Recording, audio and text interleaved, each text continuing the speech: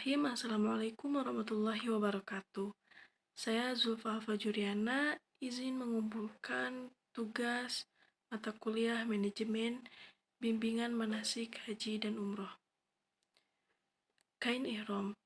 Kain ihram untuk laki-laki sendiri terdiri dari 2 lembar kain yang tidak mempunyai jahitan. Kain ini digunakan untuk menutup aurat sebagian atas dan sebagian bawahnya. Sedangkan untuk perempuan harus menutup seluruh badannya terkecuali wajah dan telapak tangan. Sunahnya, kain ihram berwarna putih. Dan apabila telah mengenakan pakaian ihram, maka ada beberapa larangan bagi jemaah umroh maupun haji. Para jemaah dilarang untuk bersetubuh, berbicara kasar, memotong rambut, hingga membunuh hewan. Hal ini mempunyai makna agar kesucian ibadah haji atau umroh tetap terjaga dengan baik. Kain ihram tentu mempunyai cara penggunaannya tersendiri, dan pastinya akan berbeda dengan pakaian pada umumnya.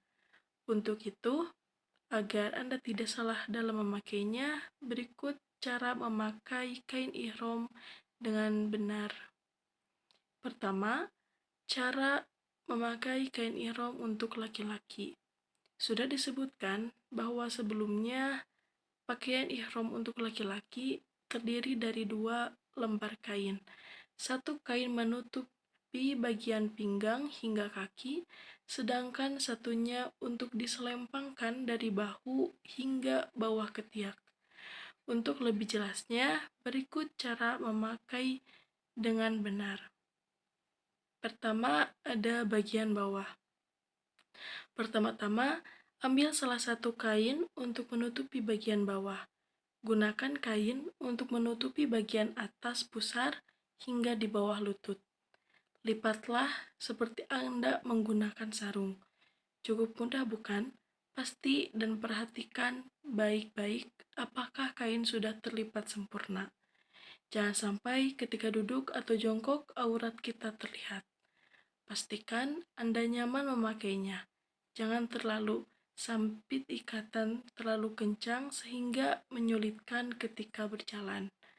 Kemudian yang kedua, pada bagian atas, gunakan kain satunya untuk menutupi bagian pundak kanan dan kiri dengan cara diselempangkan. Akan tetapi, ketika melakukan tawaf, biarkan bagian pundak kanan terbuka dan lipatan satunya diturunkan di bawah ketiak sebelah kanan. Supaya tidak mudah terlepas, kaitkan ujung satu sisinya ke ujung lainnya. Setelah menyelesaikan tawaf, kain ihram kembali digunakan untuk menutupi semua badan seperti semula. Selain itu, perlu diperhatikan beberapa hal berikut ketika menggunakan kain ihram. Pertama, kain tidak boleh melewati batas mata kaki, tidak boleh kotor. Ketika menggunakan kain ihram juga tidak perlu menggunakan pakaian dalam maupun aksesoris lainnya. Kemudian, yang kedua, cara memakai kain ihram untuk perempuan. Cara memakai kain ihram untuk perempuan lebih simpel dan mudah, karena yang terpenting pakaian menutupi hampir seluruh bagian tubuh kecuali telapak tangan dan wajah, serta tidak boleh ada jahitan pada kain. Meski begitu, ada beberapa hal yang perlu diperhatikan. Bagian bawah, yaitu bagian kain untuk bawahan, harus hingga sepanjang tumit. Harus menggunakan kaos kaki, pakai sepatu yang tidak bertumit dan berbahan karet. Kemudian bagian atas, lengan baju harus sepanjang pergelangan tangan. Kerudung yang digunakan juga harus panjang atau melebihi bagian dada. Pemakaian kain ihram bagi wanita memang lebih mudah, hampir sama seperti menggunakan mukena. Saat ini ingin melakukan sholat,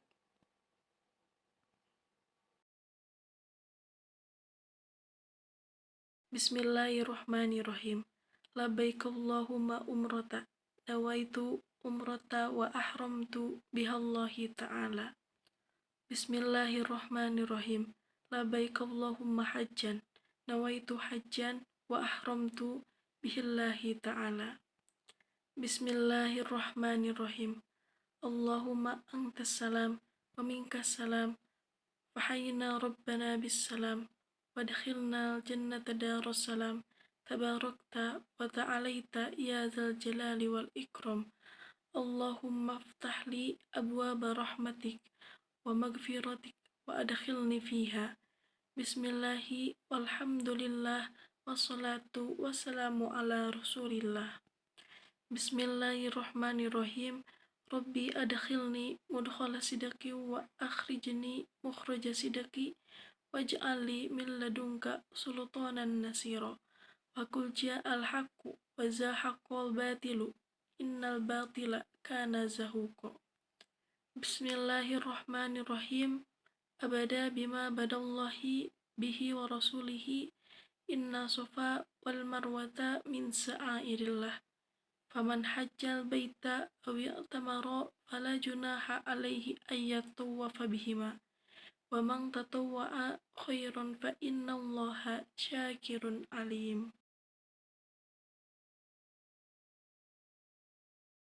Manajemen terbagi menjadi 4, yaitu pertama planning atau perencanaan, kedua organizing atau pengorganisasian, ketiga actuating atau penggerakan, dan yang 4 controlling atau pengawasan.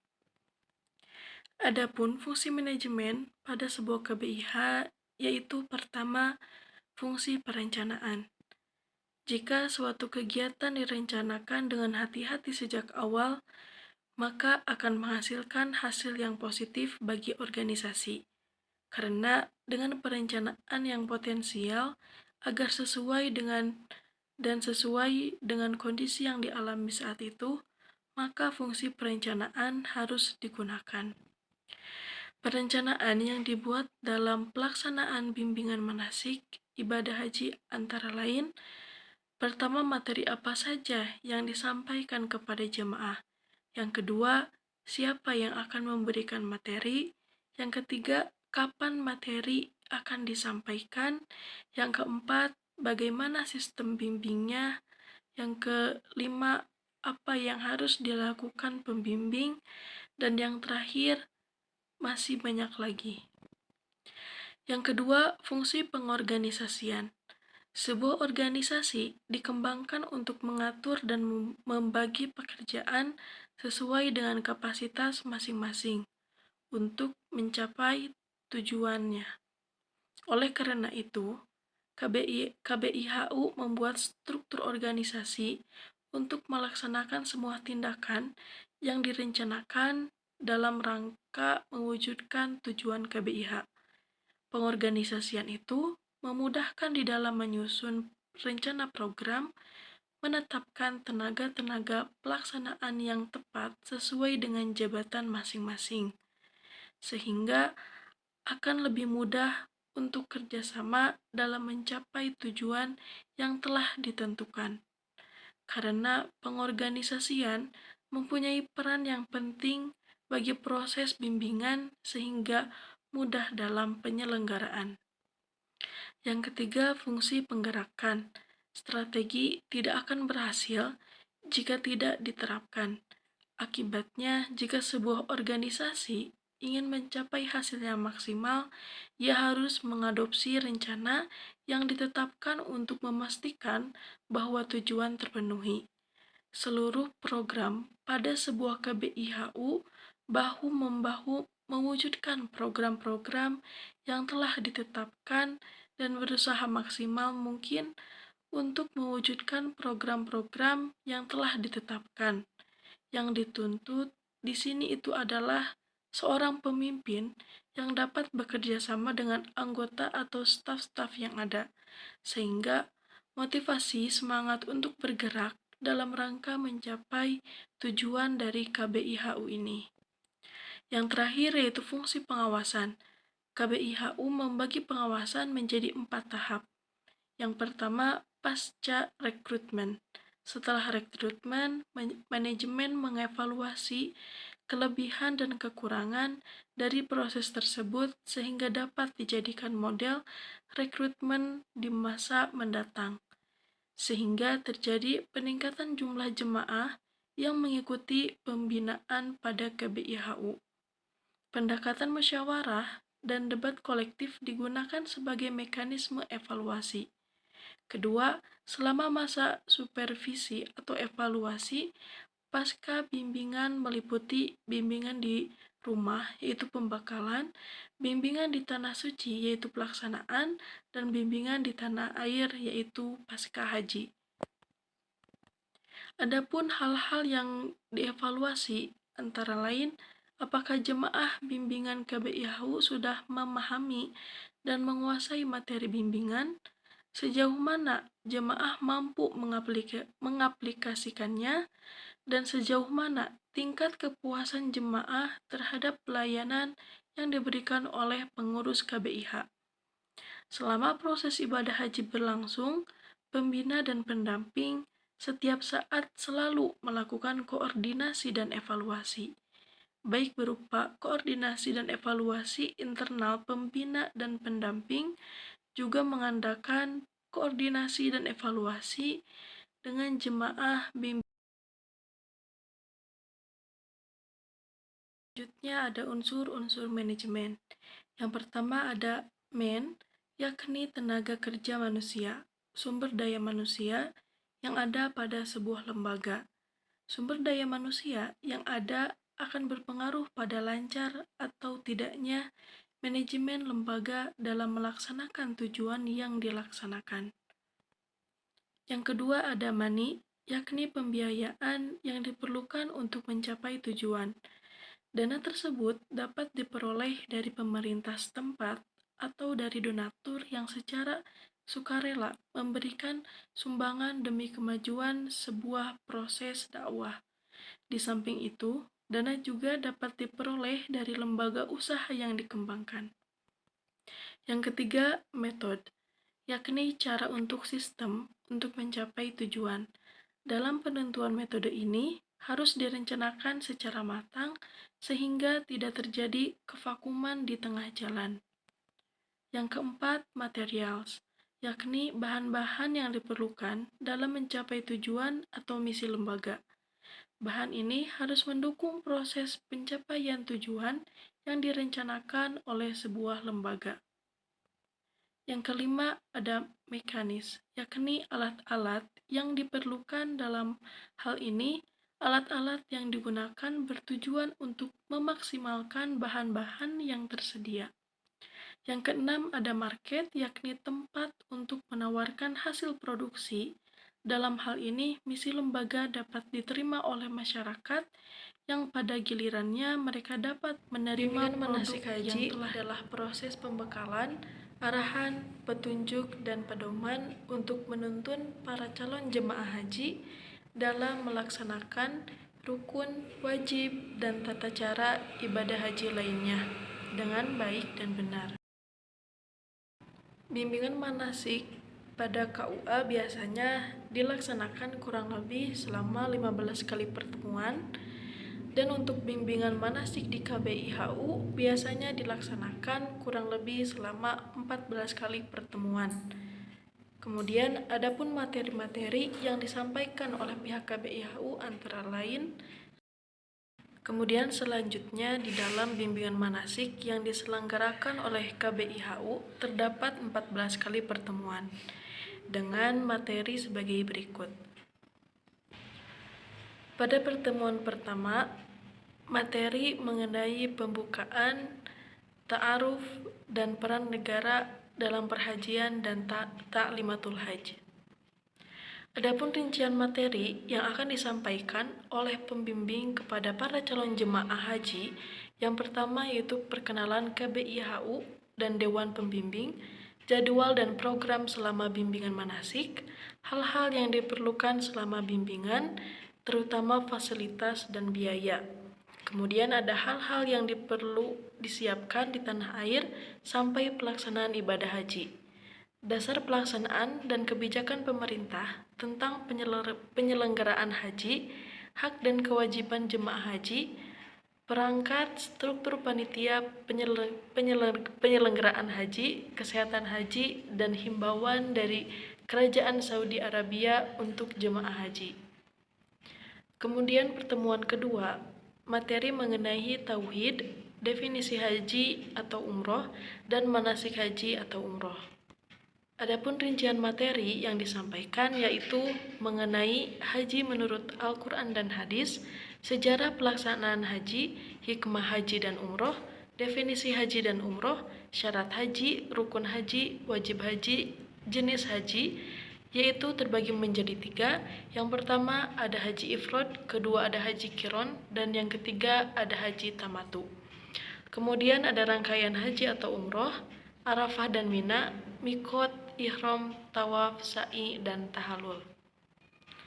Kemudian pertemuan ketiga, materinya yaitu praktek lapangan. Rincian materi yang disampaikan oleh pembimbing kepada calon jemaah selama praktek lapangan.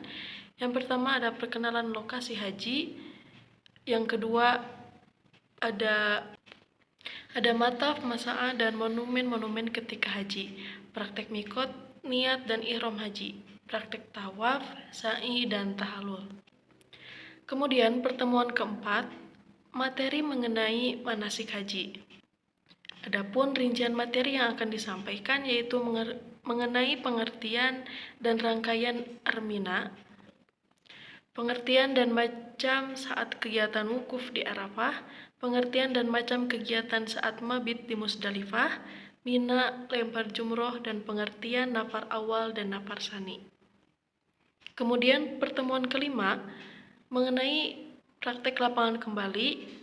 Adapun yang akan disampaikan praktek mikot, niat dan ihram haji, praktek tawaf, sa'i, dan tahalul, simulasi kegiatan wukuf di Arafah, simulasi mabit di Musdalifah, Mina, dan kemudian pertemuan ke-6, adapun materi mengenai teknis keberangkatan haji. Rincian materi yaitu mengenai struktur lapangan, ketua kloter, karum dan karu, kelengkapan barang bawaan, pelayanan di asrama haji, keselamatan penerbangan, dan kebijakan penerbangan, pelayanan di hotel, transportasi, dan pelayanan di maktab. Kemudian pertemuan ke-7 mengenai materi praktek lapangan kembali, yaitu praktek mikot, niat dan ihram haji, praktek tawaf, sa'i, dan tahalul, simulasi kegiatan wukuf di Arafah, dan simulasi mikot di Musdalifah, Mina, dan terakhir lempar jumroh. Kemudian pertemuan ke-8 yaitu materi mengenai manasik haji dan ziarah-ziarah. Adapun rincian materinya yaitu fikih ibadah haji seperti tayamum dan lain-lain. Kemudian amalan-amalan wajib ketika di tanah suci, amalan-amalan sunnah ketika ada di tanah suci, akhlakul karimah selama di tanah suci.